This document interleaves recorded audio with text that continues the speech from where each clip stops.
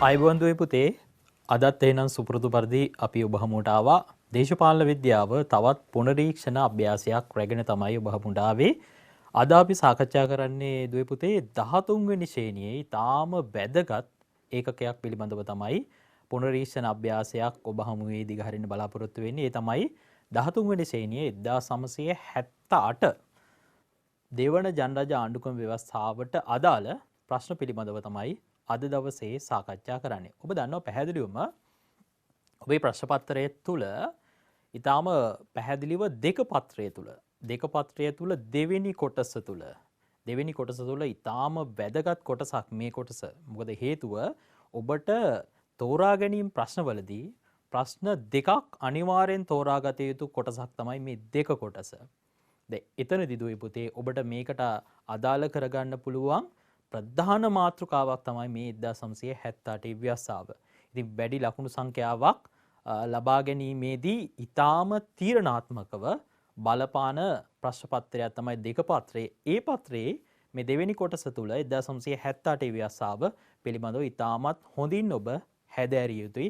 ඒ නිසා අපි හිතුවා අද දවසේ 1978 ව්‍යවස්ථාවට අදාළව පුනරීක්ෂණ අභ්‍යාසයක් ඔබ හමුවේ දිගහරින්නට. හොඳයි එහෙනම් බලමු අද දවසේ අපි සාකච්ඡා කරන්න බලාපොරොත්තු වෙන්නේ ඔබට පැහැදිලිව මේ මොහොතේ තිරේ මත ප්‍රදර්ශනය වෙනවා 1978 ව්‍යවස්ථාවට අදාළව ඉතාම වැදගත් ප්‍රශ්නයක් තමයි අද දවසේ අපි සාකච්ඡා කරන්නේ. ඒ තමයි 78 ව්‍යවස්ථාව කියපු ගමන් අපි දන්නවා අපිට වැදගත් වෙනවා දුවේපුතේ ජනාධිපතිවරයා.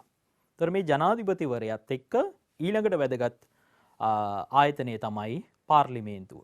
මේ ජනාධිපතිවරයා සහ පාර්ලිමේන්තුව අතර ගොඩනැගෙන සම්බන්ධතාවයට අදාළ ප්‍රශ්නයක් තමයි මේ ආකාරයෙන් ගොඩනගලා තියෙන්නේ. ඔබ දන්නවා 1978 විධායක ජනාධිපතිවරයා හා නීති සම්පාදන ක්‍රියාවලිය හෙවත් පාර්ලිමේන්තුව අතර සම්බන්ධතාවය තමයි සාකච්ඡා කරන්න තියෙන්නේ. ඉතින් මේ ප්‍රශ්නය දැක්ක ගමන් ඔබ බය වෙන්න එපා.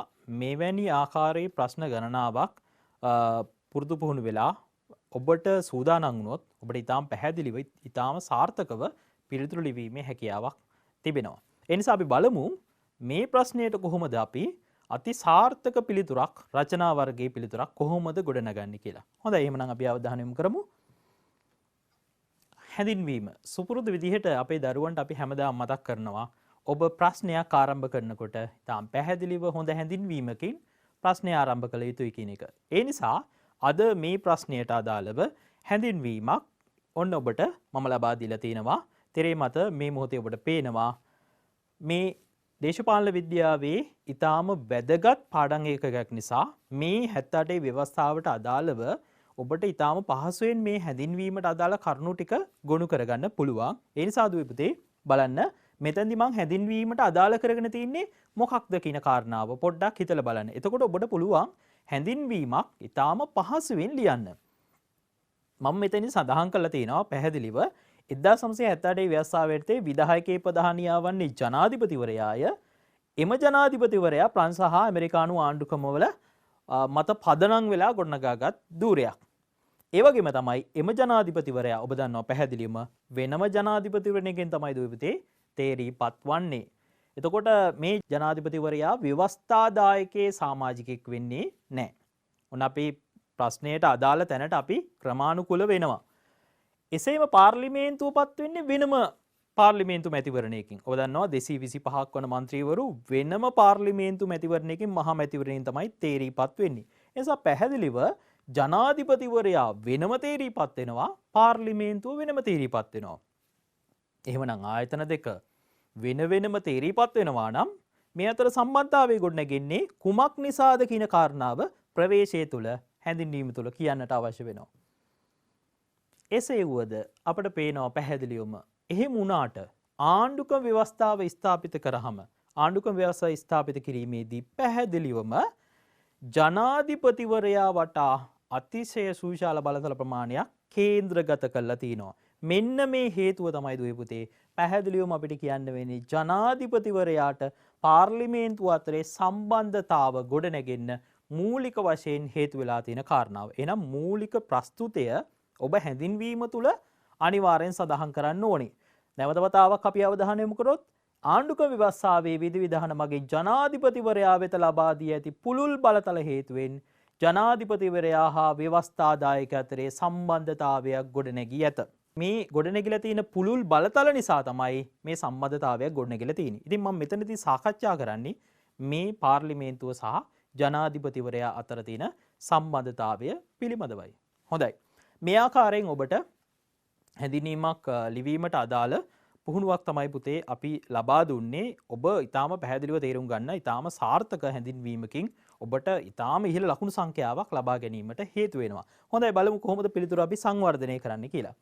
සාකච්ඡාව තුළ එහෙමනම් මම පැහැදිලිව ඔබට හැමදාම ප්‍රකාශ කරන කාරණාවක් තමයි මේ පිළිතුරක සාකච්ඡාව. එහෙම නැත්නම් ද්විපදී අන්තර්ගතය කියන කාරණාව. ඔබට ගොඩක් වෙලාවට මේ කාරණා තමයි පැහැදිලිවම ඔබට අමතක වෙන්නේ.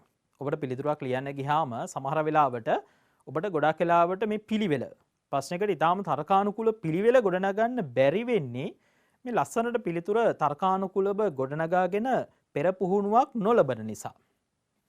ඒ නිසා මතක තියාගන්න ප්‍රශ්නයක් දැක්කේ ගමන් ඒ ප්‍රශ්නයට හොඳ තර්කානුකූල පිළිවෙලක් අපි ගොඩනගා ගත යුතුයි.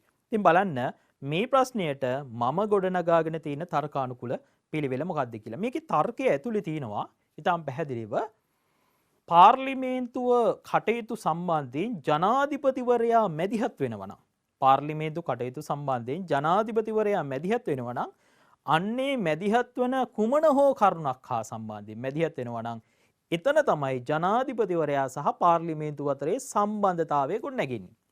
එහෙමනම් අපේ දරුවන්ට පැහැදිලි මේ මන් සඳහන් කරලා තියෙන්නේ සාකච්ඡාව තුළ සඳහන් කරන්නේ ජනාධිපතිවරයා පාර්ලිමේන්තුවත් එක්ක ගනුදෙනු කරන සම්බන්ධතාව පවත්වන්නේ මොන අවස්ථාවලදීද?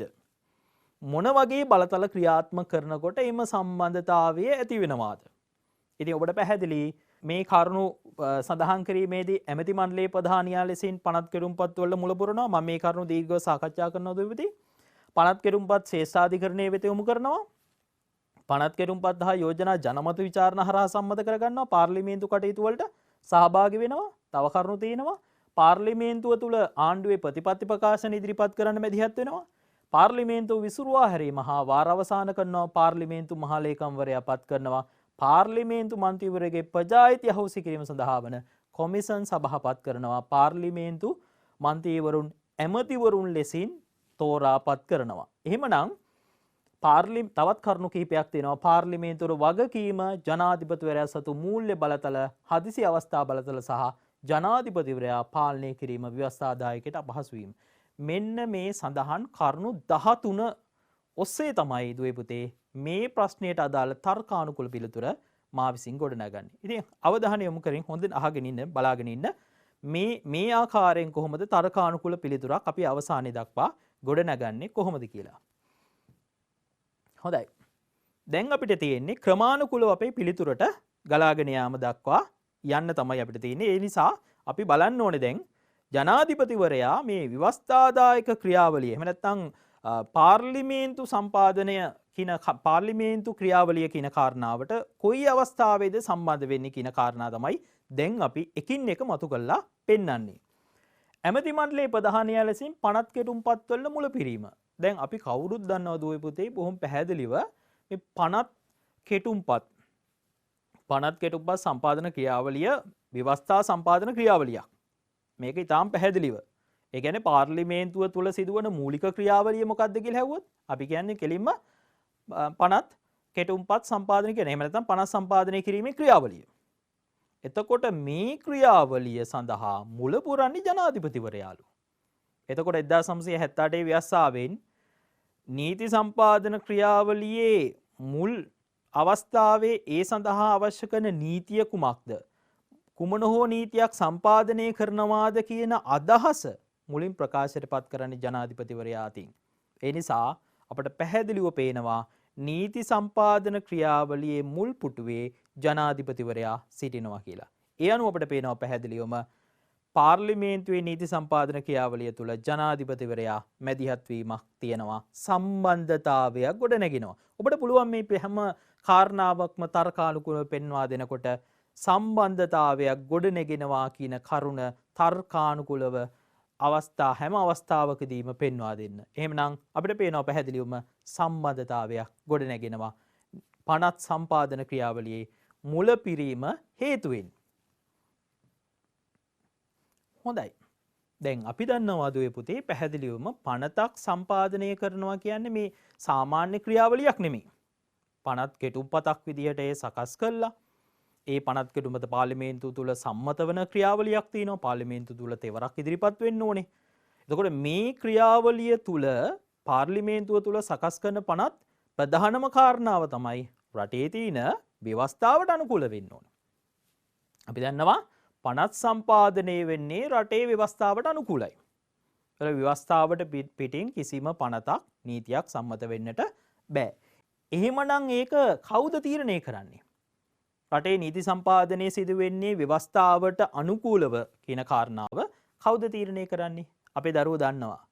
පැහැදිලිව අපි දන්නවා ශ්‍රේෂ්ඨාධිකරණය තමයි මේ කාර්යය තීරණය කරන්නේ. එතකොට එහෙමනම් ශ්‍රේෂ්ඨාධිකරණයට කවුද මේ පනත් කෙටුම්පතක ව්‍යවස්ථානුකූලභාවය පරීක්ෂා කරන්න යොමු කරන්නේ? ඒ යොමු කරන්නේ ජනාධිපතිවරයා. ඉතින් එහෙනම් අපිට පැහැදිලිව පේනවා පනතක ව්‍යවස්ථානුකූලභාවය පරීක්ෂා කිරීම සඳහා ශ්‍රේෂ්ඨාධිකරණයට යොමු කිරීමේ හැකියාව තියෙන ජනාධිපතිවරයාට නම් එතනදී ජනාධිපතිවරයාට ව්‍යවස්ථා සම්පාදන ක්‍රියාවලිය එහෙම නැත්නම් පාර්ලිමේන්තුව අතරේ පැහැදිලි සම්මතතාවයක් ගොඩනගෙනවා. ඔබේ පිළිතුර තුළ මේ හැම අවස්ථාවකදීම තර්කානුකූලව පෙන්වා දෙන්න මේ හැම අවස්ථාවකදීම ජනාධිපතිවරයා සහ පාර්ලිමේන්තුව අතරේ පැහැදිලි සම්මතතාවයක් ගොඩනගෙනවා කියන කාරණාව. හොඳයි, තවත් කරුණු තියෙනවා අපි බලමු ඉස්සරහට. තුන්වෙනි කාරණාව කියනවා පනත් කෙටුම්පත් හා යෝජනා ජනමත විචාරණ හරහා සම්මත කර ගැනීම.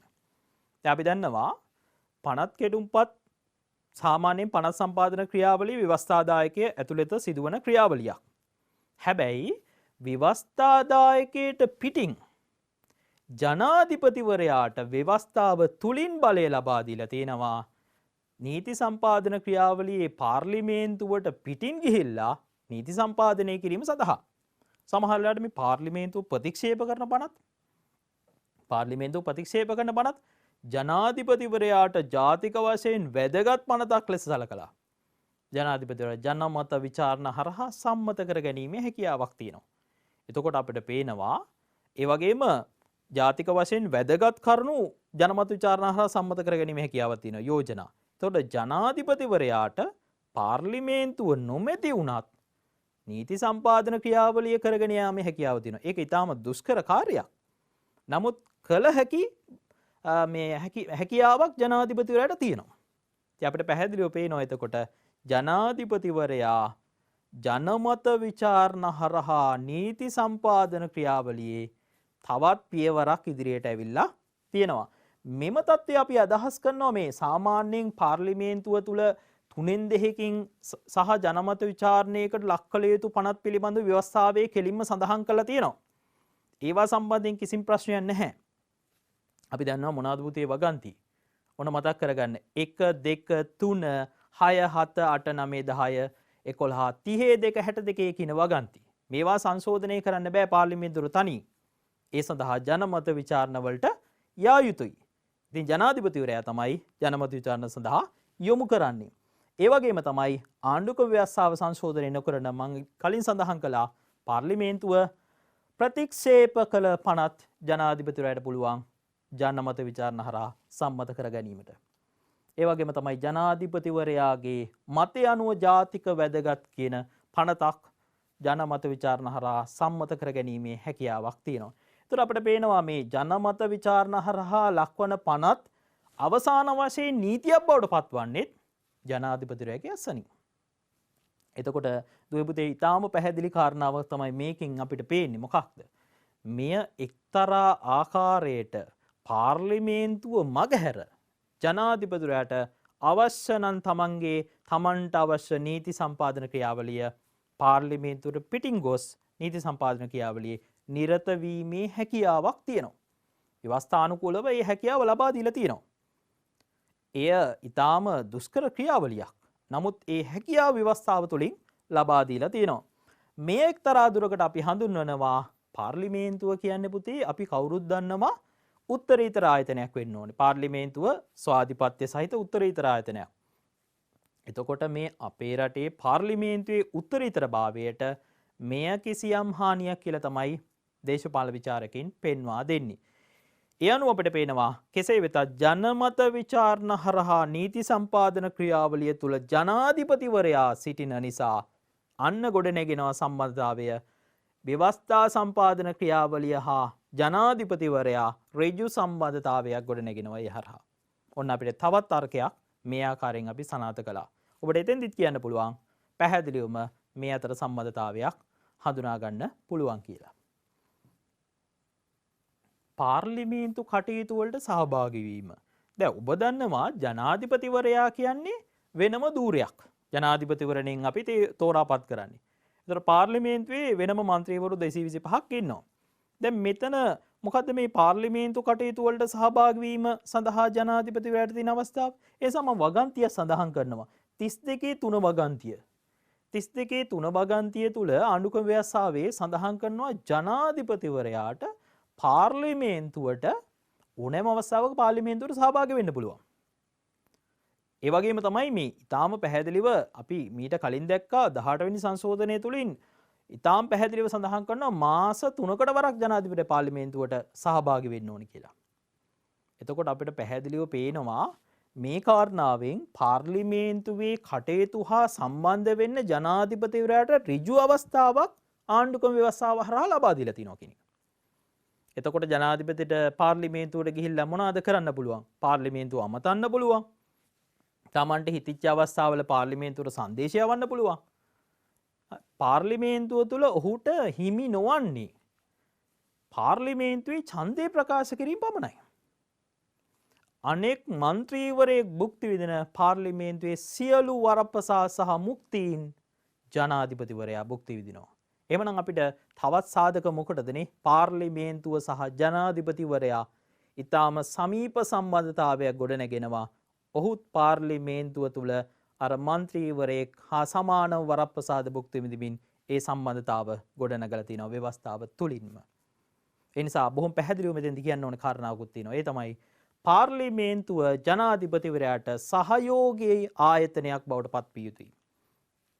පාර්ලිමේන්තුව ජනාධිපතිවරයාට කිසියම් ආකාරයක ප්‍රතිවිරුද්ධ ආකාරයක ක්‍රියාත්මක වීමක් සිදු වුවොත් ජනාධිපතිවරයා පඹගාලක පැටලෙනවා තමන්ට අවශ්‍ය කරන නීති සම්පාදන ක්‍රියාවලිය අඩපණ වෙන නිසා. ඒ නිසා පැහැදිලිව තේරුම් ගන්න දුවේපති ජනාධිපතිවරයා සහ පාර්ලිමේන්තුව පැහැදිලිවම එකම ගමන් මාර්ගයක සිටින්න ඕන කියන කාරණාව මෙතනදී අපිට පැහැදිලිව පෙන්වා දෙන්න පුළුවන්. අපිට අවශ්‍ය කාරණාව මෙතෙන්දී අපිට හම්බෙනවා. ඒ තමයි මොකද්ද? ජනාධිපතිවරයා සහ පාර්ලිමේන්තුව අතරේ මනා සම්බන්ධතාවයක් මේ හරහා ගොඩනගෙනවා. හොඳයි. ඊළඟ කාරණාවට අපි අවධානය යොමු කරමු. ඒ තමයි පාර්ලිමේන්තුව තුළ ආණ්ඩුවේ ප්‍රතිපත්ති ප්‍රකාශය ඉදිරිපත් කිරීම. ඔබ දන්නවා ආණ්ඩුවක් බලයට පත් වුණු ගමන් පාර්ලිමේන්තුව අලුත් පාර්ලිමේන්තුවක් තුළ අනිවාර්යෙන් ප්‍රතිපත්ති ප්‍රකාශයක් ඉදිරිපත් කරන්න ඕන. මේ ප්‍රතිපත්ති ප්‍රකාශය තමයි ආණ්ඩුවේ ඉදිරි වැඩපිළිවෙල. එතකොට මේක පාර්ලිමේන්තුව තුළට ගිහිල්ලා ඉදිරිපත් කරන්න අවස්ථාව දීලා තියෙනවා ව්‍යවස්ථාව තුලින් කාටද? ජනාධිපතිවරයාට. එතකොට දුවේපදී අපිට පේනවා ජනාධිපතිවරයාට මේ බලය ලබා දීලා තියෙනවා නම් ප්‍රතිපත්ති සම්පාදන ක්‍රියාවලිය තුල රාජ්‍ය ප්‍රතිපත්ති සම්පාදන ක්‍රියාවලිය තුල ප්‍රතිපත්ති ප්‍රකාශය ඉදිරිපත් කිරීම සඳහා ජනාධිපතිවරයාට අවස්ථාව දීලා තියෙනවා කියන්නේ පාර්ලිමේන්තුව හා සම්බන්ධ වන තවත් කටයුත්තක් තමයි මේක. එහෙනම් අපිට පේනවා එතනදී ජනාධිපතිවරයා කිසියම් මැදිහත් වීමක් කරනවා. ඔහුට එතනදී සමහරට මුලසුන පවා හිමි වෙනවා පාර්ලිමේන්තුව තුල. හොඳයි. ඊළඟට වැදගත්ම කාරණාවක්. ඒ තමයි පාර්ලිමේන්තුව විසිරුවා හැරීම, ඒ වගේම වාර අවසන් කිරීම. දැන් දුවේපුතේ ඊටාම වැදගත් තැනකට තමයි අපි ඇවිල්ලා තියෙන්නේ. පාර්ලිමේන්තු ක්‍රියාවලිය එහෙම නැත්නම් පාර්ලිමේන්තුව හා ජනාධිපතිවරයා අතර ඊටාම ඍජු සම්බන්ධතාවයක් වගේම ඊටාම බලපෑම් සහගත සම්බන්ධතාවයක් ගොඩනගෙන්න පුළුවන් තැන තමයි මේ පාර්ලිමේන්තුව විසිරුවා හැරීම කියන කාරණාව. එතකොට මේ සම්බන්ධයෙන් ජනාධිපතිවරයාට පැහැදිලිව ව්‍යවස්ථාවේ මුල් ස්වරූපය තුල බලය ලබා දීලා තිබුණා පාර්ලිමේන්තුව කැඳවීම, කල් තැබීම, විසුරුවා හැරීම කියන කාරණාවලදී ජනාධිපතියට තමන්ගේ අභිමතයේ පරිදි මේ කාර්ය කරන්න පුළුවන්. හැබැයි යම් යම් සීමාවන් තුල මොනවාද ඒ සීමාවන් කියලා අපි මෙතෙන්දී හඳුනා ගන්න අවශ්‍ය වෙනවා. නව පාර්ලිමේන්තුව පත් වෙලා ඔයගොල්ලෝ දන්නවද දුවේ පුතේ වසරක් යනතුරු පාර්ලිමේන්තුව විසිරුවා හරින්න පුළුවන්ද? බෑ. ඒ ව්‍යවස්ථාවේ මුල් ස්වරූපය තුල. හැබැයි මේ తත්වය ක්‍රමානුකූලව සංශෝධන වලින් වෙනස් වුණා කියලා අපේ දරුවෝ දැන් දන්නවා. දැන් අපි අවසානයේටම ආවොත් අපි දන්නවා 19 වෙනි සංශෝධනයේ නම් වසර 4මාර. අපි මේ ක්‍රියාත්මක කිරීමත් මෑත කාලීනව අපි දැක්කා. එතකොට 20 වෙනි සංශෝධනයෙන් එය කිසියම් ආකාරයක නැවත වතාවක් 4මාර වසර 4මාර අඩු කරලා තිනවා වසර 2මාරක් බවට. ඒතර අපිට පැහැදිලිව පේනවා අවුරුදු 2මාරක් යනකොට පාර්ලිමේන්තුව විසිරුවා හැරීමට වර්තමානයේ තුල ජනාධිපතිවරයාට හැකියාවක් තියෙනවා. එහෙමනම් පාර්ලිමේන්තුවේ සම්පූර්ණ ක්‍රියාවලිය නතර කරන්න තමයි පාර්ලිමේන්තුව විසිරුවා හරිනවා කියලා කියන්නේ. ඒතර මේ ක්‍රියාවලියට අත තියන්න ජනාධිපතිවරයාට හැකියාව තියෙනවා කියන එකෙන් පේන්නේ මොකක්ද පුතේ? පාර්ලිමේන්තුව හා ජනාධිපතිවරයා අතර ව්‍යවස්ථානුකූලව ගොඩනගලා තියෙන පුදුමාකාර සම්බන්ධතාවයක් මෙතෙන්දී අපි හඳුනා ගන්නවා. හොඳයි. එතකොට පාර්ලිමේන්තුව විසිරුවා හරින්න බැරි අවස්ථාවක් තියෙනවා ජනාධිපතිවරයාට. හැම අවස්ථාවකම පාර්ලිමේන්තුව විසිරුවා හැරීම සඳහා ජනාධිපතිවරයාට හැකියාව ලැබෙන්නේ නැහැ. දෝෂාභියෝගය. අපි දන්නවා මොකද්ද දෝෂාභියෝගයක් කියන්නේ කියලා. මේකත් අපි සරලව මෙතෙන්දී තේරුම් ගමු. ජනාධිපතිවරයාගේ කිසියම් දෝෂයක් අභියෝගයට ලක් කරමින් ඉදිරිපත් කරන චෝදනා පත්‍රය තමයි දෝෂාභියෝගය. දෝෂයේ අභියෝගයට ලක් කරනවා. දෝෂාභියෝගය. එතකොට මෙය එක වරදක් වෙන්න පුළුවන්, වරදවල් කිහිපයක් වෙන්න පුළුවන්, හිතාමතා ආණ්ඩුක්‍රම ව්‍යවස්ථා උල්ලංඝනය කිරීම සම්බන්ධ වරදක් වෙන්න පුළුවන්, චරිතය දූෂණය සම්බන්ධ වරදක් වෙන්න පුළුවන්. මේ ආකාරයේ කුමන හෝ වරදක් සම්බන්ධයෙන් ජනාධිපතිට විරුද්ධව දෝෂාභියෝගයක් ගේන්න පුළුවන්. එවැනි දෝෂාභියෝගයක් පාර්ලිමේන්තුවේ න්‍යාය පත්‍රයට, න්‍යාය පුස්තකයට ඇතුළත් කළාට පස්සේ ජනාධිපතිට පාර්ලිමේන්තුව විසිරුවා හරින්න බෑ. එහෙමනම් ඔන්න ජනාධිපතිට පාර්ලිමේන්තුව විසිරුවා හරින්න බැරි තැනකුත් අපිට හම්බ වෙනවා මෙතෙන්දී. පැහැදිලි. හොඳයි. හැබැයි මෙවැනි අවස්ථාවල පාර්ලිමේන්තුව අනිවාර්යෙන් විසිරුවා හරින්න ඕනේ. මොකද පුතේ අවස්ථාව? අපි දන්නවා විසර්ජන පනත. අයවැය කියලා අපි ප්‍රසිද්ධව කතා කරන්නේ. විසර්ජන පනත පාර්ලිමේන්තුවේදී කිසියම් ආණ්ඩුවක් පෙරදුනොත් මොකද කරන්නේ? විසර්ජන පනත කිසියම් ආණ්ඩුවක් පාර්ලිමේන්තුවේදී පෙරදුනොත් පළමු අවස්ථාවේ නම් පුතේ පොඩි හැකියාවක් තියෙනවා දෙවන වරත් ඉදිරිපත් කරන්න. හැබැයි දෙවෙනි වර පෙරදුනොත් නම් කරන්න දෙයක් නැහැ. ජනාධිපතිට සිද්ධ වෙනවා පාර්ලිමේන්තුව විසිරුවා හරින්න.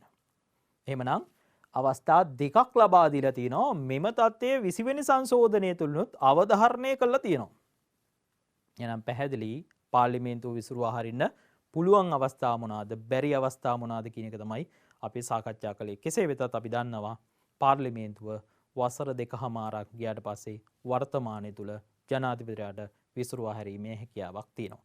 ඊටම පැහැදිලිව පාර්ලිමේන්තුව හා ජනාධිපති අතර ගොඩනැගලා තියෙන ඉතාමත් වෙන් කළ නොහැකි සම්බන්ධතාවයක් බවට මේ ව්‍යවස්ථානුකූලව ගොඩනගලා තියෙන සම්බන්ධතාවය මෙතෙන්දී අපිට හඳුනා ගන්න පුළුවන් වෙනවා. හොඳයි. මේ තත්වයේ තමයි පුතේ මේ අපිට ඊටාම වැදගත් කාරණාවක් විදියට සඳහන් කරන්න ඕනේ. ඒ තමයි මේ හදිසියේ පාර්ලිමේන්තුව විසිරුවා හැරීපු අවස්ථාවක් ගැන හිතන්න. දැන් පාර්ලිමේන්තුව විසිරුවා හැරිලා. නමුත් ජනාධිපතිට තවත් එතන තියෙන සුවිශේෂී තත්ත්වයක් තමයි විසිරුවා හැරපු පාර්ලිමේන්තුවක් වුණත් නැවත කැඳවන්න පුළුවන්. විසිරුවා හැරපු පාර්ලිමේන්තුවක් වුණත් නැවත කැඳවීමේ හැකියාව තියෙනවා. හැබැයි මේ නැවත කැඳවීම දිගටම පවත්වාගෙන යන්න පුළුවන්ද? බෑ. අපි දන්නවා හදිසි අවස්ථාවක් ප්‍රකාශයටපත් වෙලා නම් ඒ හදිසි අවස්ථාව අවසන් වුණාම විසිරුවා හැරපු තත්ත්වය රැස් කරපු තත්ත්වය අවසන් වෙනවා. පාර්ලිමේන්තුවේ රැස්වීම අවසන් වෙනවා. ඒ වගේම මැතිවරණයේ අවසන් වීමත් ඒ රැස් කරපු පාර්ලිමේන්තුවේ දුර කාලයේ අවසන් වීමක් විදියට සලකනවා. ඉතින් මේකත් විශේෂයෙන් සඳහන් කරන්න අවශ්‍යයි. විසිරුවා හැරපු පාර්ලිමේන්තුවක් වුණත් ජනාධිපතිට හැකියාව තියෙනවා. නැවත කැඳවීමේ හැකියාවක් තියෙනවා. ඔබට පැහැදිලි වෙනවා නම් ජනාධිපති පාර්ලිමේන්තුව අතරේ කුමන සම්බන්ධතාවයක් තියෙනවද කියන කාරණාව. හොඳයි දුවේ පුතේ මේ පාර්ලිමේන්තුවේ ඉන්න ප්‍රධානම තනතුරක් තමයි ප්‍රධානම පරිපාලන නිලධාරියා තමයි කවුද? පාර්ලිමේන්තු මහලේකම්. මේ පාර්ලිමේන්තු මහලේකම් කියන්නේ අපිට හම්බෙන ජනාධිපති පත් කරන තවත් වැදගත් අනතුරක්. ජනාධිපති පත් කරනවා ඉහළ රාජ්‍ය නිලධාරීන් පත් කරනවා. ඒ පත් කරන ඉහළ රාජ්‍ය නිලධාරීන් අතර අපට හම්බෙන ඉතාම වැදගත් අනතුරක් තමයි පාර්ලිමේන්තු මහලේකම්වරයා. ඒතර පාර්ලිමේන්තු මහලේකම්වරයාට පාර්ලිමේන්තුවේ ඉතාම වැදගත් භූමිකාවක් තියෙනවා. ඉතින් ඒ තනතුර පත් කරන්නේ කවුද? ජනාධිපතිවරයානේ. ඒතර බොහොම පැහැදිලිව අපිට පේනවා ජනාධිපතිවරයා තමයි පාර්ලිමේන්තුවේ පරිපාලන ශේෂ්ත්‍රයේ ප්‍රධානියා පත් කරන්නේ. එයත් වක්‍රව ජනාධිපති පාර්ලිමේන්තුව අතරේ ගොඩ නැගෙන සම්බන්ධතාවයක් ලෙස අපි හඳුනා ගන්නවා. හොඳයි. මේකත් ඉතාම වැදගත් කාරණාවක්. දැන් පාර්ලිමේන්තු මන්ත්‍රීවරයෙක් පාර්ලිමේන්තුවට තේරීපත් වුණාට පස්සේ ඒ පාර්ලිමේන්තු මන්ත්‍රීවරයාගේ ප්‍රජා අයිතිය අහෝසි කිරීම අපි කියනවා ප්‍රජා අසක්නුතාවට පත් කිරීම සඳහා වන කොමිසන් සභාවක් පත් කිරීම හරහා ජනාධිපතිවරයාට පුළුවන් ඒ මන්ත්‍රීවරයාගේ ප්‍රජා අයිතිය අහෝසි කරන්න. කොහොමද මේ බලය ජනාධිපතිට හම්බෙලා තියෙන්නේ? මේ නිසා මට වැදගත් කාරණාව නිසා මම සඳහන් කළා 81 වගන්තියට අනුව සහ 1978 අංක 7 දරන විශේෂ ජනාධිපති පරීක්ෂණ කොමිසන් සභාව පනත යටතේ තමයි ජනාධිපතිවරයාට මේ බලය හම්බෙලා තියෙන්නේ.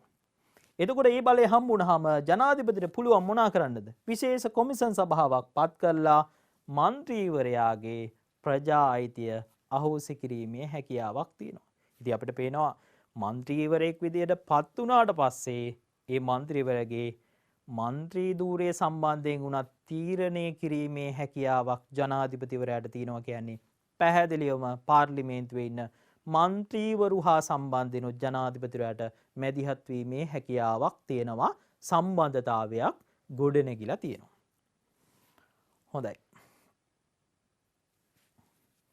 ඊළඟට ජනාධිපති පාර්ලිමේන්තුවට මැදිහත් වෙන්න පුළුවන් කිසියම් ආකාරයේ බලපෑමක් කරමින් මැදිහත් වෙන්න පුළුවන් අවස්ථාවක්. මේ ඇවිල්ලා තියෙන ඒ අවස්ථාව තමයි මොකක්ද? ජනාධිපතිට පුළුවන් දොයි පුතේ අපි හිතමු ජනාධිපතියට පාර්ලිමේන්තුවේ බහුතරයක් නැහැ කියලා හිතමු. ජනාධිපතිට පුළුවන් පාර්ලිමේන්තුව ගොඩක් ශක්තිමත් වෙච්ච අවස්ථාවක ආණ්ඩු පක්ෂයට කිසිම සහයෝගයක් නැති අවස්ථාවක අර විපක්ෂයේ ඉන්න മന്ത്രിවරු හරි පාර්ලිමේන්තුවේ වෙන වෙනත් മന്ത്രിවරු හරි ඇමතිවරුන් ලෙස පත් කිරීමේ හැකියාව. එතකොට ඇමතිවරුන් ලෙස පත් කළාම කාටද වාසිදායක වෙන්නේ? ජනාධිපතිට තමන්ට අවශ්‍ය විදිහට තමන්ගේ ආණ්ඩුවට ඒ සහයෝගය ලබා ගැනීමේ හැකියාවක් තියෙනවා. දැන් හැබැයි මේ තත්ත්වය යම් ආකාරයකට මොකද වෙලා තියෙන්නේ? සීමා කිරීම ලක් කරලා තිනවා. ඒ 19 වෙනි සංශෝධනයෙන් කියලා අපේ දරුවෝ දන්නවා. ඇමතුරු සංඛ්‍යාව කිසියම් සීමාවකට ලක් කරලා තිනවා. කෙසේ වෙතත් ජනාධිපතිට පුළුවන් ඇමතිවරු පත් කරන්න. එහෙනම් ඇමතිවරු පත් කිරීම හරහා පාර්ලිමේන්තුවේ මන්ත්‍රීවරුන්ගේ සහයෝගය ආණ්ඩුවට ලබා ගන්නවා වගේම අනිත් පැත්තෙන් පාර්ලිමේන්තුවේ ශක්තිය මොකද වෙන්නේ? ශක්තියට කිසියම් ආකාරයේ බලපෑමක් කිරීමේ හැකියාවක් ජනාධිපතිවරයාට තියෙනවා. ඉතින් ඒ කාරණාවෙත් අපිට පේනවා පැහැදිලිවම ජනාධිපතිවරයා සහ පාර්ලිමේන්තුව අතරේ ඊටාම පැහැදිලි සම්බන්ධතාවයක් ගොඩනැගෙනවා කියන කාරණාව. හොඳයි. පාර්ලිමේන්තුවට වගකීම කියන කාරණාව ඊටාම වැදගත් කාරණාවක්. දැන් ඔබ දන්නවා දුවේ පුතේ ජනාධිපති විධායකයේ ප්‍රධානියා. එතකොට මේ විධායකයේ විදිහට තව කටයුතු කරන්නේ කවුද? අගමැති ධූරයක් තියෙනවා. අමාත්‍ය මණ්ඩලයක් ඉන්නවා. දැන් මේ අමාත්‍ය මණ්ඩලයට ප්‍රධානත්වයේ දෙන්නේ ජනාධිපතිවරයා. එතකොට අපි දන්නවා කැබිනට් මූලධර්මයක් තියෙනවා. රටේ විධායකය ව්‍යවස්ථාදායකයේ වෙත තමන් ගන්න තීරණ සම්බන්ධයෙන් වගකිව යුතුයි. දැන් ප්‍රශ්නේ තියෙන්නේ අගමැති සහ අමාත්‍ය මණ්ඩලයේ පත් වෙන්නේ පාර්ලිමේන්තුවෙන් තමයි. එතකොට අගමැති සහ අමාත්‍ය මණ්ඩලයේ පාර්ලිමේන්තුවට ඍජුව වගකීම බොහොම පැහැදිලියි. ඒ වගකීම සිදු වෙන්නේ නැත්නම් අගමැතිවරයාටත් ඒ වගේම ඇමතිවරයෙකුටත් ඇමති මණ්ඩලයටත් විරුද්ධව විශ්වාස භංග යෝජනා ගෙනීමේ හැකියාවක් තියෙනවා. හැබැයි ජනාධිපතිවරයා පාර්ලිමේන්තුවට වග කියන්න ඕනි කියලා 42 වගන්තියේ සඳහන් කරනවා. 42 පැහැදිලිව කියනවා ජනාධිපති පාර්ලිමේන්තුවට තමන් ගන්න තියෙන සම්බන්ධය වග කියන්න ඕනි කියලා. විධායකයේ කටයුතු සම්බන්ධයෙන්. හැබැයි එහෙම වග නොකිව්වොත් එම තත්ත්වයේ ව්‍යවස්ථානුකූලව ප්‍රායෝගිකව සාර්ථක වෙන දෙයක් නෙමෙයි. මේ ප්‍රායෝගිකව එම කාර්යය ඉටු වෙන්නේ නැහැ. වග නොකිව්වොත් ගන්න පුළුවන් ක්‍රියාමාර්ගය මොකක්ද? වග නොකිව්වොත් ගන්න පුළුවන් ක්‍රියාමාර්ගයක් නැහැ. දැන් අගමැති වග කිව්වේ නැත්නම් ඇමතිවරු වග කිව්වේ නැත්නම් විශ්වාස භංගයක් ගෙනීමේ හැකියාවක් තියෙනවා. විශ්වාසය භංග වුණා. ඒ නිසා ඔන්න විශ්වාස භංග යෝජනාව ගෙනාවා. ජනාධිපති වග කිව්වේ නැත්නම් ඒකට දෝෂාභියෝගයද නෑ පුතේ. දෝෂාභියෝග කියන්නේ වෙනම කාරණාවක්. ඒ ජනාධිපතිගේ දෝෂය අභියෝගයෙන් ලක්වන කාරණාවක්. එහෙනම් දැන් එතන ඔබට පේනවා පැහැදිලිවම ප්‍රශ්නයක් ප්‍රායෝගිකව පැන නගිලා තියෙනවා. හරි ඒකත් ඔළුවේ තියාගන්න. කෙසේ වෙතත් අපිට මෙතනින් තේරුම් ගන්න ඕනේ කාරණාව තමයි මොකද්ද? ජනාධිපති පාර්ලිමේන්තුවට වග කියන්න ඕනේ කියලා සඳහන් වුණාට ඒක ප්‍රායෝගික දෙයක් නොවන වග. හරි. ජනාධිපතිවරයා සතු මූල්‍ය පාලන බලතල. දැන් අපේ දරුවෝ දන්නවා මූල්‍ය පාලන බලතල කියපු ගමන් ඒක කාගේ බලතලයක්ද පුතේ? මූල්‍ය පාලන බලතල කියපු ගමන් ඒක ව්‍යවස්ථාදායකයේ සතු ප්‍රධාන බලතලයක්. තමයි මූල්‍ය පාලන බලතල. දැන් රටේ අයවැය සම්මත වෙන්නේ කොහෙද? කොහෙද අයවැය සම්මත වෙන්නේ? පාර්ලිමේන්තුවේනේ සම්මත වෙන්නේ. එතකොට එහෙමනම් පාර්ලිමේන්තුව සතු ඊටාම ශක්තිමත් බලයක් තමයි මූල්‍ය පාලන බලය. දැන් එතකොට ජනාධිපතිට මේ බලය හම්බ වෙලා තියෙනවද? මේ බලයේ යම්කිසි පාර්ශවයක් විදිහට ජනාධිපතිරයා ඉන්නවා. දැන් අපි දැකලා තියෙන්නේ දැන් වර්තමානයේ නම් එම තත්ත්වේ නැහැ. අපි ගත්තොත් මේ 78 ආණ්ඩුක ව්‍යවස්ථාවේ බලයටපත් වූ ජනාධිපතිරු ගොඩක් වෙලාවට පුතේ මුදල් අමාත්‍යාංශයේ තමන්ගේ යටතේ තියාගත්තා. එතකොට මේ මුදල් අමාත්‍යාංශයේ තමන්ගේ යටතේ තියාගන්නකොට මුදල් ඇමතිවරයා ලෙස කටයුතු කරන්නේ ජනාධිපතිවරයා. එතකොට ජනාධිපතිරයාට යම්කිසි බලපෑමක් කිරීමේ හැකියාවක් තියෙනවා. හැබැයි ඔහු පක්ෂේ නායකයා වීමත් තවත් හේතුවක් වෙනවනේ. ඒ නිසා ඔහුට පාර්ලිමේන්තුවේ ඔහුගේ අයවැය පාර්ලිමේන්තුවේ සහයෝගයක් ලැබෙනවා මිසක් ඒක ප්‍රතික්ෂේප වීමක් සිදු වෙන්නේ නැහැ. තව එකක් තියෙනවා. ඒ තමයි ඊටාම් වැදගත් කාරණාවක්. 150 වගන්තියට අනුව මේ ඊටාම් පැහැදිලිව සඳහන් කරනවා. ඒ තමයි මොකද්ද? රටේ අවිනිශ්චිත තත්වයක් මතුවොත් හදිසි අවස්ථාවක්. පාර්ලිමේන්තුව රැස් කළ මුදල් සම්මත කරගැනීමේ හැකියාවක් නැහැ. ඒ සඳහා වෙනම අරමුදලක් කියනවා අවිනිශ්චිත අවස්ථා අරමුදල. මේ වියදම් දරන්නේ ජනාධිපතිවරයා. අපි දැක්ක පැහැදිලිව පහුගිය කාල සීමාව තුළ මෙම තත්ත්වය. ඉතින් අපිට පේනවා පැහැදිලිවම මූල්‍ය පාලන බලතල ඍජුවම පාර්ලිමේන්තුව සතු බලයක් කියලා ඔයගොල්ලෝ දන්නවනේ. එම බලයට යම්කිසි මැදිහත් වීමක් කරන්න ජනාධිපතිවරයාට හැකියාවක් තියෙනවා. ඒ නිසා අපි කියනවා ජනාධිපති පාර්ලිමේන්තුව අතරේ සම්බන්ධතාව ගොඩ නැගෙන තවත් අවස්ථාවක් විදියට අපි එයත් හඳුන්වනවා. මේක පුතේ ඊටාම වැදගත් අවස්ථාවක්.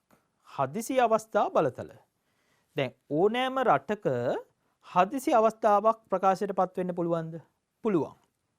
රටේ ආරක්ෂාව සම්බන්ධයෙන් වර්තමානයේ ඔබ දන්නවා සෞඛ්‍ය සම්බන්ධයෙන් සමහර රටවල හදිසි අවස්ථාව ප්‍රකාශයට පත් කළා. කුමන හෝ රටට කිසියම් හානිදායක අවස්ථාවක හදිසි අවස්ථාවක් ප්‍රකාශයට පත් කරන්න රටේ රාජ්‍ය නායකයාට අවස්ථාව තියෙනවා. මේ 78 ව්‍යවස්ථාවෙන් බොහොම පැහැදිලිව ජනාධිපතිරට ඒ බලය ලබා දීලා තියෙනවා. ලබා දීලා තියෙන්නේ මොකක්ද? පනත. මහජන ආරක්ෂක පනත යටතේ තමයි හදිසි අවස්ථාව ප්‍රකාශයට පත් වෙන්නේ. අපිට ඕන තරම් උදාහරණ තියෙනවා. ඔබ කල්පනා කළොත් ඔබට ළඟපාතම උදාහරණ තියෙනවා මේවා සම්බන්ධයෙන් අවබෝධ කරගන්න. එතකොට මේ හදිසි අවස්ථාව ප්‍රකාශයට පත් කිරීම කොච්චර කාලයකට ජනාධිපතිරයා කරන්නේ?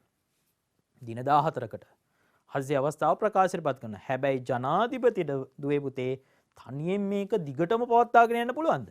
එහෙම කරන්න බෑ. අනිවාර්යෙන් පාර්ලිමේන්තුව රැස් කරන්න ඕනේ. රැස් කරලා හදිසි අවස්ථාව දීර්ඝ කර ගැනීමේ සම්මත කර ගැනීම පාර්ලිමේන්තුව තුල කරන්න ඕනේ. උපරිම දින 90ක් දක්වා මේ පවත්වාගෙන යාමේ හැකියාවක් තියෙනවා. දැන් එනං හදිසි අවස්ථාව ප්‍රකාශයට පත් කළාට පස්සේ මොකද්ද මේ ව්‍යවස්ථා සම්පාදන ක්‍රියාවලිය අතරේ සම්බන්ධතාවය?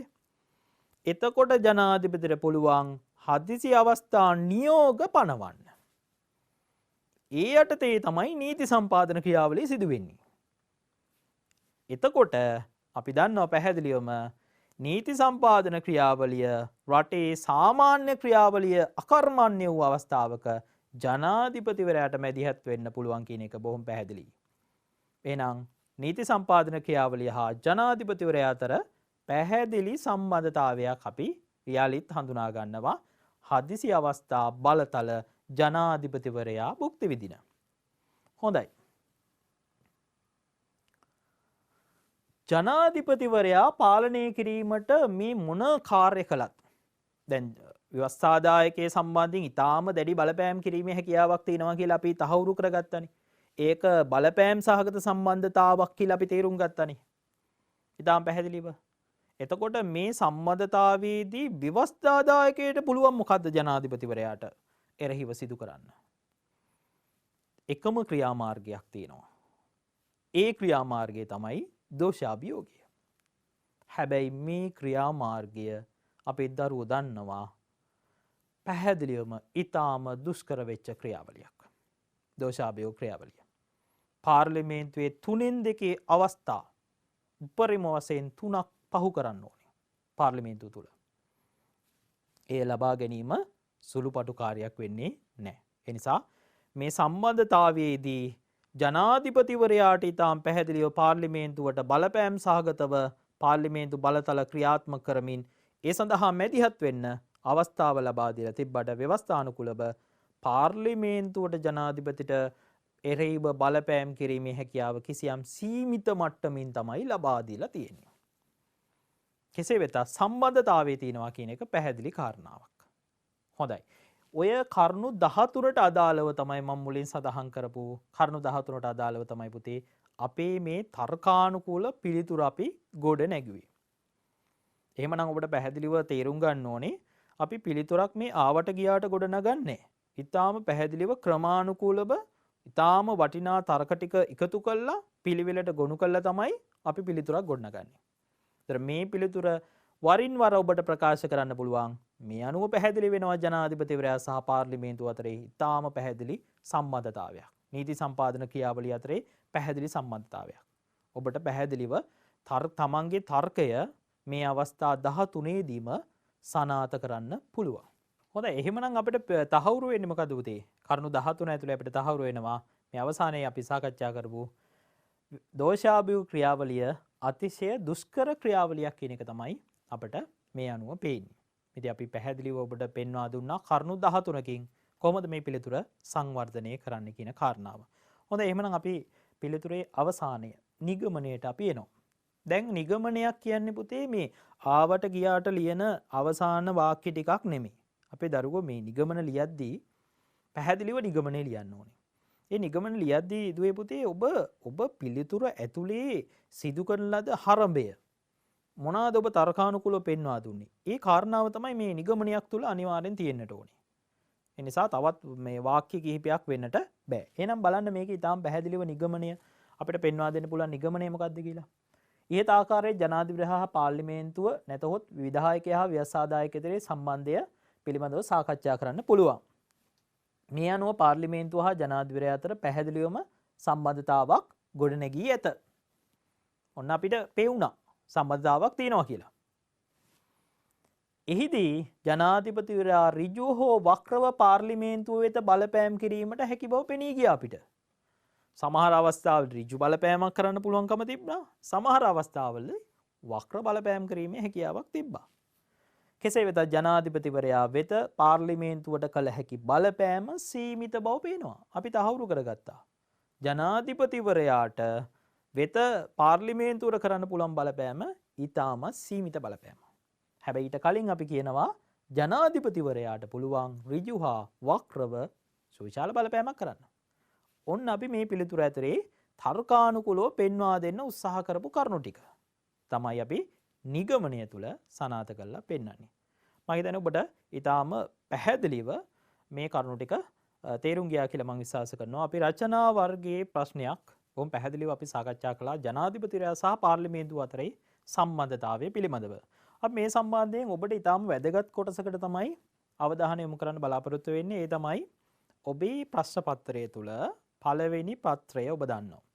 පළවෙනි පත්‍රය තුල පුතේ ඔබ දන්නවා 26 වෙනි ප්‍රශ්නේ ඉඳලා 30 වෙනි ප්‍රශ්නේ දක්වා බහුවර්ණ ප්‍රශ්නවල ගොඩක් වෙලාවට පිළිතුරුපත් අධීක්ෂණය තුල දැක්ක ප්‍රධාන දුර්වලතාවයක් තමයි මේ මම අද සාකච්ඡා කරන්න බලාපොරොත්තු වෙන්නේ. ඒ තමයි පුතේ මේ ප්‍රශ්න එක ගොන්නට තියෙන සත්‍ය අසත්‍ය ප්‍රකාශ තෝරා ලියන්න තියෙන ප්‍රශ්න පහ. ඔබ දැඩිව වරද්ද ගන්න ප්‍රශ්න පහක්. අද දවසේ මේ ගැන පොඩ්ඩක් සාකච්ඡා කරන්න ඕනේ කියලා හිතුණා. මොකද මේක ඊටාම වැදගත්. සමහර දරුවෝ මේ දැන් මේකේ තියෙන විශේෂත්වය තමයි දුවේ පුතේ එක ප්‍රශ්නයකට උත්තරේ වැරදිෙන් අනිත් එකත් වැරදි. ඒතර වැරදිනව නම් දෙකක් වරදිනවා. හරි ගියත් ඔක්කොම පහම හරි. ඉතින් ටිකක් වැදගත් කමක් තිබෙන නිසා ඊට අදාළව පාඩමට අදාළව තමයි මේ ප්‍රශ්නේ දාන්නෙත් ගොඩක් වෙලාවට. ඒ නිසා අපි බැලුවා මෙවැනි ප්‍රශ්නයක් සාකච්ඡා කරන්න ඕනි කියලා. සමහර දරුවෝ මේ ගැන අවබෝධයක් නැතුව ඇති කියලායි මම විශ්වාස කරන්නේ. බලමු කොහොමද මෙවැනි ප්‍රශ්නයකට මුහුණ දෙන්නේ කියලා.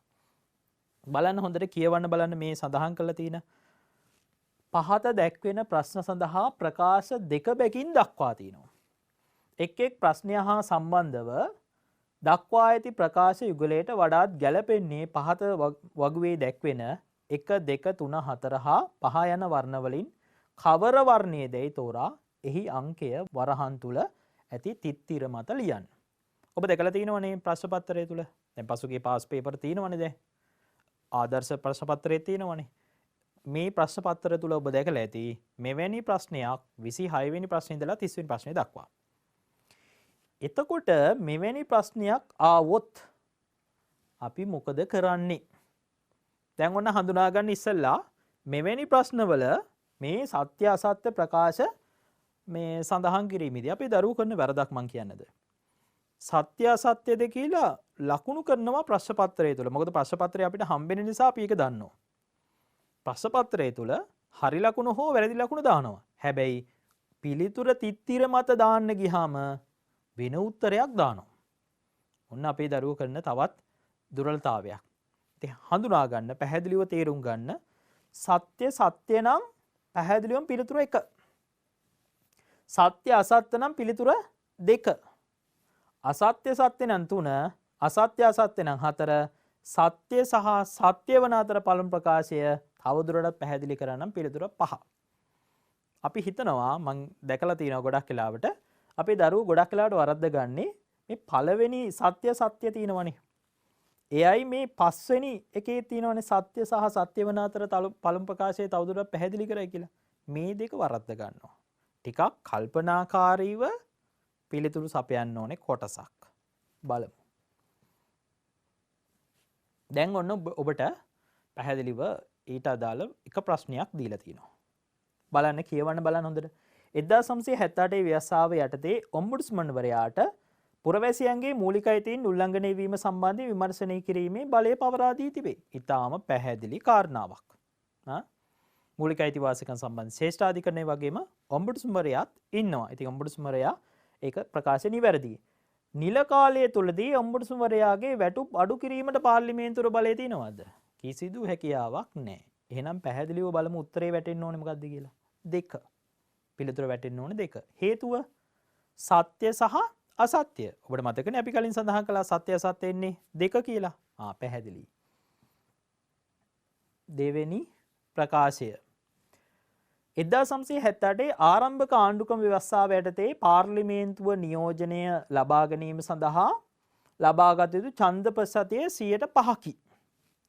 සමානුපාතික නියෝජන ක්‍රමය සාමාන්‍යයෙන් කුඩා පක්ෂවලට සහ සුළු වාර්ගික පක්ෂවල නියෝජනය ලබා ගැනීමේ වාසියත් කරන. අපි දන්නවා සමානුපාතික නියෝජන ක්‍රමයේ පුතේ සුළු පක්ෂවලට පාර්ලිමේන්තුවල නියෝජනය වීමේ අවස්ථාවක් ලබා දීලා තියෙනවා. ඊටාම් පැහැදිලිව නිවැරදි ප්‍රකාශයක්. එවනම් පිළිතුර එන්නේ පිළිතුර 3. මොකද හේතුව පළමු ප්‍රකාශය අසත්‍යයි, දෙවෙනි ප්‍රකාශය සත්‍යයි. එහෙනම් පිළිතුර 3. මේ පිළිතුර සඳහන් කිරීමේදී තමයි අපේ දරුවෝ වරද්ද ගන්නේ. මෙතනදී හඳුනා ගන්නවා නිවැරදිව. නමුත් පිළිතුර සඳහන් කිරීමේදී වරද්දා ගන්නවා. කල්පනාකාරීව පිළිතුරු ලියන්න. 1978 ව්‍යවස්ථාවේ 17 වන සංශෝධනයෙන් ස්වාධීන කොමිෂන් සභාවලට සමාජිකින් පත් කිරීමට ජනාධිපතිවරයාට තිබූ අභිමතානුසාරී බලය අඩු කෙරිනි. අඩු කළාද පුතේ? ඔව් 17 වන සංශෝධනයෙන් ජනාධිපතිවරයාගේ අභිමතානුසාරී බලතල පාලනය කිරීමක් සිදු වුණා. බොහොම පැහැදිලි. එතකොට 18 වෙනි සංශෝධනය මගින් ජනාධිපතිවරයාට සෑම 3 මාසකට වරක් පාර්ලිමේන්තු රැස්වීම් වලට සහභාගී වීමට විධිවිධාන සැලැස්විනි. බොහොම පැහැදිලි. එහෙමනම් පිළිතුර මොකද්ද? පිළිතුර 1. ඇයි ඒ? ප්‍රකාශ දෙක වෙන්වෙන් වශයෙන් තියෙන ප්‍රකාශ දෙකක්. හැබැයි ප්‍රකාශ දෙකම නිවැරදි. එහෙනම් අපි උත්තරේ විදිහට ගන්නෙ 1. අවසාන ප්‍රශ්නෙට කලින් ප්‍රශ්නය 1978 පාර්ලිමේන්තුවේ සංයුතිය 225ක් වන මන්ත්‍රීවරුන්ගෙන් සමන්විත වන අතර එය ඒක මණ්ඩලීය ව්‍යවසාදායකයෙකි. ඒක මණ්ඩලීය ව්‍යවසාදායකයා. මන්ත්‍රීවරු 225ක් ඉන්නවා. නිවැරදි. සමානුපාතික මැතිවරණ ක්‍රමයට අනුව තෝරා ගන්නා ජනතා නියෝජනයෙන් සහ ජාතික ලැයිස්තුවෙන් පත්වන තුලින් පත්වන ජනතා නියෝජනයකින් එය සමන්විත වෙනවා. පැහැදිලි. දැන් ඔබට පේනව නේද? පළවෙනි ප්‍රකාශයේ සඳහන් වෙලා තියෙන පාර්ලිමේන්තුව ගැනම තමයි දෙවෙනි ප්‍රකාශයේ තවදුරටත් පැහැදිලි වෙන්නේ. එතෙන්දි පුතේ ගොඩක් වෙලාට තේරුම් ගන්න දැන් ඔබට පේනවා පළවෙනි ප්‍රකාශයේ 225ක සංයුතියක් පිළිබඳව සඳහන් කරනවා. ඒ සංයුතිය පත් වෙන්නේ කොහොමද කියලා තමයි දෙවෙනි එකේ පැහැදිලි කරන්නේ. අන්න එතකොට හඳුනා ගන්න පළමු ප්‍රකාශයේ සත්‍යයි සත්‍ය වන අතර පළමු ප්‍රකාශයේ තවදුරටත් පැහැදිලි කරයි. එහෙනම් උත්තරේ වැටෙන්න ඕනේ 5. හොඳයි මේකේ අවසාන ප්‍රකාශයට අපි යමු. ඒ තමයි 1978 ආණ්ඩුක ව්‍යවස්ථාව යටතේ කතානායකවරයාට පාර්ලිමේන්තුව කැඳවීමට වාරාවසාන කිරීමට බලය ඇත. අපි මුලින්ම සඳහන් කළා මේ කතානායකවරයා නෙමෙයි ජනාධිපතිවරයා තමයි මේ බලය භුක්ති විඳින්නේ කියලා. 1978 ආණ්ඩුක ව්‍යවස්ථාවේ පාර්ලිමේන්තුවේ ගණපූර්ණයේ වන්නේ මන්ත්‍රීන් 40ක්ලු. වැරදි. මන්ත්‍රීන් 20යි. එතකොට අපිට පේනවා ප්‍රකාශ දෙකම වැරදි. එහෙනම් අසත්‍ය නම් අපේ දරුවෝ දන්නා උත්තරේ වෙන්නේ 4 කියලා. මෙවැනි ආකාරයේ ප්‍රශ්නත් ඔබට අභියෝගාත්මකව එනවයි නිසා පොඩ්ඩක් කල්පනාකාරීව මෙවැනි ප්‍රශ්න පුරුදු පුහුණු වෙන්න පුතේ. එතකොට ඔබට පුළුවන් සාර්ථකව මෙවැනි ප්‍රශ්න වලටත් මුහුණ දෙන්න. හොඳයි. තවත් රචනා ප්‍රශ්නයක් සාකච්ඡා කරන්න තමයි මේ සූදානම් වෙන්නේ. මේක ඉතාමත් වැදගත් ප්‍රශ්නයක්. හේතුව මේ ක්‍රියාවලිය පිළිබඳව දේශපාලන විද්‍යාව හදාරන ඔබ වගේම රටේ ඉන්න සියලුම දෙනා දැනගත යුතු ප්‍රශ්නයක් තමයි මේ සාකච්ඡා කරන්නේ. ඒ තමයි 78 ජනාධිපතිවරයා තෝරාපත් කර ගැනීමේ ක්‍රමය පිළිබඳව සාකච්ඡා කරන්න. මෙවැනි ප්‍රශ්නයකට ප්‍රවේශය දැන් ඔබ දන්නවා අපි පැහැදිලිවම හැඳින්වීමක් මුලින් ගොඩනගා ගත යුතුයි කියන එක. දැන් මෙවැනි ප්‍රශ්නයකට මේ ආකාරයේ හැඳින්වීමක් ගොඩනගා ගන්න පුළුවන්. බලන්න තිරේ මත ඔබට පේන හැඳින්වීම මොකක්ද කියලා. 1978 ව්‍යවස්ථාවේදී හඳුන්වා දුන් ප්‍රබලම ධූරයක් වූයේ ජනාධිපති ධූරයයි. මෙම ව්‍යවස්ථාවේදී ජනාධිපතිවරයා තෝරාපත් කරනු ලබන්නේ ජනතාවගේ ඍජු ඡන්දයෙනි. ඒ සඳහා ආණ්ඩුක ව්‍යවස්ථාවේ සඳහන් වන්නේ මෙම තෝරා ගැනීම ක්‍රමය බහුත්ව ක්‍රමයට අයත් වන අතිරේක ඡන්ද ප්‍රකාශ කිරීමේ ක්‍රමය මත පදනම් වෙනවා කියලා. එහෙනම් මේ වර්තමානයේ මේ ජනාධිපතිවරයා තෝරා ගන්නා ක්‍රමය මොකක්ද? බහුත්ව ක්‍රමය මත පදනම් වන අතිරේක ඡන්ද ප්‍රකාශ කිරීමේ ක්‍රමයක් විදිහට තමයි මේ ක්‍රමය ගොඩනැගිලා තියෙන්නේ. ඉතින් ක්‍රමය මොකක්ද කියලා අපි හැඳින්වීම තුල සඳහන් කරනවා. ඉතින් එහෙමනම් අපි සාකච්ඡා කරලා බලමු මේ ක්‍රමය කොහොමද අපි හඳුනාගන්නේ කියලා. මේ සාකච්ඡාව ඇතුලේ මේ අන්තර්ගතය ඇතුලේ මෙන්න මේ කාරණා ටික අනිවාර්යෙන් ඔබ පැහැදිලි කරන්න අවශ්‍ය වෙනවා. මේ මැතිවරණ ක්‍රමය කොහෙද ක්‍රියාත්මක වෙලා තියෙන්නේ? ඉතිහාසයේ මොන වගේද? මේ ක්‍රමය යොදා ගැනීමෙන් අපේක්ෂා කරන අරමුණු මොනවාද? තෝරා ගන්නා ඡන්ද ක්‍රමය කුමක්ද? ජයග්‍රහණය කළ හැකි කෙසේද? නියත බහුතරය ලැබුණු විට නොලැබුණු විට සිදුවන්නේ කුමක්ද? සුළුතර කණ්ඩායම් දෙසට වැඩි අවධානයක් මේ මැතිවරණ ක්‍රමයේ මේ අවධානය යොමු කරලා තියෙනවා. මේ මැතිවරණ ක්‍රමයේ තියෙන වාසි අවාසි මොනවාද? මෙන්න මේ කාරණා තමයි ඔබ මේක ඇතුලේ සාකච්ඡා කරන්න අවශ්‍ය වෙන්නේ. දැන් පුතේ මේ මැතිවරණ ක්‍රමය මේ අපේ රටට මේ එකපාරට ආකස්මිකව ආපු මැතිවරණ ක්‍රමයක් නෙමෙයි. මේක වෙනත් රටවල් වල භාවිතා කරලා තිනවා. බලන්න භාවිතා කරලා තියෙන රටවල් ඕස්ට්‍රේලියාවේ ක්වීන්ස්ලන්තය කියලා ප්‍රාන්තයක් තියෙනවා. මේ ප්‍රාන්තයේ මේක භාවිතා කරලා තිනවා. ඒත් එක්කම 1915 ඉඳලා 31 දක්වා ඇලබාමාවේ මේක භාවිතා කරලා තිනවා. එතකොට ලන්ඩන් වල නගරාධිපතිවරයා තෝරන්නත් මේ මැතිවරණ ක්‍රමය භාවිතා කරලා තිනවා. එතකොට අද ලංකාවේ ජනාධිපතිවරයා තෝරා ගැනීම සඳහාත් මේ මැතිවරණ ක්‍රමය භාවිතා කරනවා. මේක තමයි මේකේ ඉතිහාසය. මේකෙන් බලාපොරොත්තු වෙච්ච අරමුණු දෙකක් තියෙනවා. එකක් තමයි නියත බහුතරයේ සහය ජනාධිපතිට තියෙන්න ඕනේ. මේකෙන් බලාපොරොත්තු වෙන කාර්මුණක් තමයි දුවපතේ නියත බහුතරයේ සහය ජනාධිපතිට තියෙන්න ඕනේ. ඒ වගේම තමයි ලංකාවේ ඉන්න මේ සුළුතර ජනතාවගේ අර්ථාන්විත නියෝජනයක් මෙතනට එකතු කරන්න ඕනේ. මෙන්න මේ අරමුණු ටික සාක්ෂාත් කරගන්න තමයි දුවපතේ මෙන්න මේ කියන මැතිවරණ ක්‍රමය යොදාගත්තේ. තෝරා ගන්න ක්‍රමය මොකද්ද? ඔබට තිරේ මත මේ මොහොතේ පේනවා අපේ ශ්‍රී ලංකාවේ එකම ඡන්ද කොට්ටාසයක් බවට පත් කරනවා මේ මැතිවරණ ක්‍රමය. ලංකාවේ අනිත් මැතිවරණ වලට වඩා විශේෂ වෙන්නේ මේ මැතිවරණ ක්‍රමයේ මෙතනදී. ශ්‍රී ලංකාව මුළු මහ ශ්‍රී ලංකාවම එකම ඡන්ද කොට්ටාසයක් බවට පත් වෙනවා. හොඳයි. අපේක්ෂකයින් මේ මැතිවරණ ක්‍රමයට ඉදිරිපත් වෙන අපේක්ෂකයින් සංඛ්‍යාව මොකද්ද? අපි දන්නවා පැහැදිලිවම අපේක්ෂකයින් සුවිශාල ප්‍රමාණයක් ඉදිරිපත් වෙනවා සෑම මැතිවරණයකදීම. හැබැයි අපි මෙතෙන්දී මේකේ නීතියක් තියෙනවා. ඒ නීතිය මෙතෙන්දී හඳුනා ගන්න අවශ්‍ය වෙනවා. අපේක්ෂකයින් දෙන්නෙක් ඉදිරිපත් වෙනවා නම් අපිට ඡන්දෙ දෙන අපිට පැහැදිලිවම එක මනාපයක් ලැබෙනවා. අපේක්ෂකයින් දෙදෙනෙක් ඉදිරිපත් වෙනවා. අපේක්ෂකයින් තුන්දෙනෙක් ඉදිරිපත් වෙනවා නම් තුන්දෙනෙක් නම් අපිට මනාප දෙකක් ලැබෙනවා. පැහැදිලි නේද? ඊළඟට අපේක්ෂකයින් තිදෙනෙකුට වඩා හිමි වෙනවා නම් මේක තමයි අපේ ඉතිහාසය තුල අපි දකින්නේ. ඒ කියන්නේ අපි දැක්ක මැතිවරණ ගණනාවකටම අපේක්ෂකයින් ලංකාවේ 3 දෙනෙකුට වඩා ඉදිරිපත් වීම තමයි අපිට දකින්න තියෙන්නේ. ඒ නිසා අපිට මනාප තුනක් හම්බ වෙනවා. දැන් ඔබ කල්පනා කරනවා ඇති ජනාධිපතිවරණයේ කොහෙද මනාප තුනක් කියලා. ඒ සාමාන්‍යයෙන් මේක බලන දේශපාලන විද්‍යාව හදාරන්නේ නැති අපේ පුරවැසියන් මේක බලනවා ඇති. එය හිතනවා ජනාධිපතිවරණයේ මනාප තුනක් තියෙනවාද කියලා. පැහැදිලිවම මනාප තුනක් තියෙනවා. අපි ඡන්දේ ප්‍රකාශ කරන්න ඕනේ අපේ කැමැත්ත එක පළවෙනි කැමැත්ත දෙවෙනි කැමැත්ත තුන්වෙනි කැමැත්ත විදිහට තමයි අපේ ඡන්දේ ප්‍රකාශ කරන්න ඕනේ. හැබැයි මැතිවරණ කොමසාරිස්වරයා වර්තමානයේ සභාපතිවරයාත් පැහැදිලිව කියනවා මේ කතාව. හැබැයි ඡන්දයේ කතරේ ගැහුවට ප්‍රශ්නයක් නැහැ. ඡන්දය අවලංගු වෙන්නේ නැහැ. ඒ නිසා අපේ රටේ මිනිස්සු පුරුද්දක් විදිහට කතරේ තමයි තමන්ගේ අපේක්ෂකයෙ ඉස්සරහා ප්‍රකාශ කරන්නේ. යම් මෙහෙකින් 1 2 3 කියන මනාප ප්‍රකාශ කිරීම ප්‍රශ්නයක් බවට පත්වන්නේ කිසියම් අපේක්ෂකයෙකුට 150ක් නොලැබී ගියොත් තමයි.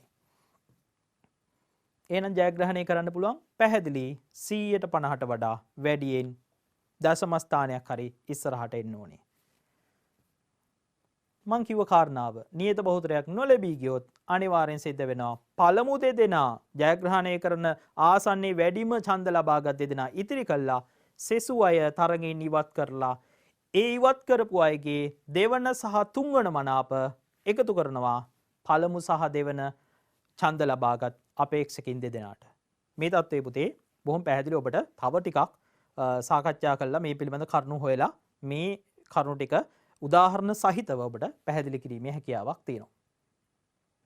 ලංකාවේ මේ නිසා තමයි මේ සුළුතර කණ්ඩායම් දෙසට වැඩි අවධානයක් යොමු කරනවා කියලා කිව්වේ. ජනාධිපතිවරයා තෝරා ගැනීමේදී මේ සෑම දෙනාගේම ඡන්දවලට එක හා සමාන වටිනාකමක් ලබා දීලා තියෙනවා කියන එක බොහොම පැහැදිලි කාරණාවක්. මොනවාද මේ මැතිවරණ ක්‍රමේ වාසිය අවාසි? මේ මැතිවරණ ක්‍රමේ ඇත්තටම වාසිත් තියෙනවා, අවාසිත් තියෙනවා. මොනවාද මේකේ තියෙන වාසි? මේ ක්‍රමය අපි අර සරල බහුතර මැතිවරණ ක්‍රමේ කේවල මන්ත්‍රී ක්‍රමයට වඩා කිසියම් ආකාරයක ඡන්ද අපතේ යන්නේ නැහැ. මොකද තුන්වෙනියාට සහ හතරවෙනියාටත් යම්කිසි වටිනාකමක් තියෙනවා. යම් හේකින්.